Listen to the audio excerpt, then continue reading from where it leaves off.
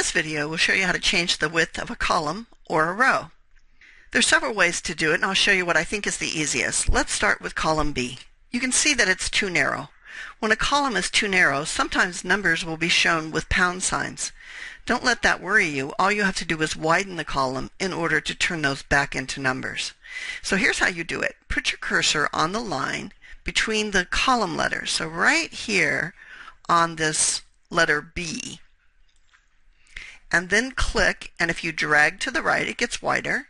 You can also see a little screen tip letting you know how big it is. If you drag to the left, it gets narrower. So I'm going to widen it up to make sure that I can see the entire month and all of the numbers in it. Now, I was kind of guessing about how wide it needed to be. So if you're not sure, you can double-click that line between the B and the C, and double-click does an auto-fit or a best fit. It will widen the column as wide as it needs to be to accommodate all of the information in it. Let's look at column E. Column E is obviously too wide. So I can either get on the line and drag it to the left, or I can double-click and do what's called the best fit or an auto fit. If you've got lots of columns that need to be adjusted, use this button.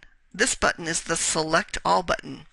So you can select all of the columns and then get between any two, get on that line between any two, and double-click, and all of your columns will be best fit. You could also get between any two columns and set a particular width, like I'm going to set a width of, close to 11 characters here. And every single column is now 11 characters. So that's a nice way to use the Select All button.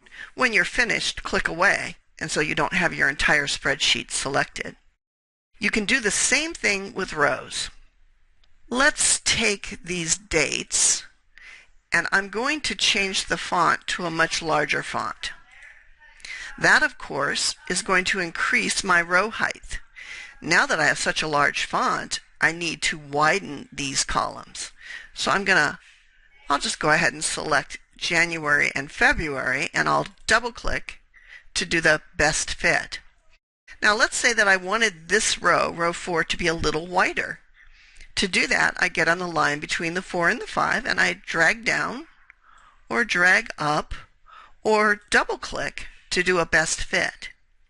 You can do more than one row at a time. If you highlighted, for example, rows 5 through 10, and then either double-clicked or drug the border of that row, you can widen or narrow all of the rows you selected in that manner. The Select All button also works for rows. So if you select all and you double-click between any two rows, it will change the size of each row to accommodate the biggest item in it. Now you can also use the menu to do this. Most people don't, but you can. So for example, let's say on column D, I can right-click and I can change column widths with this menu.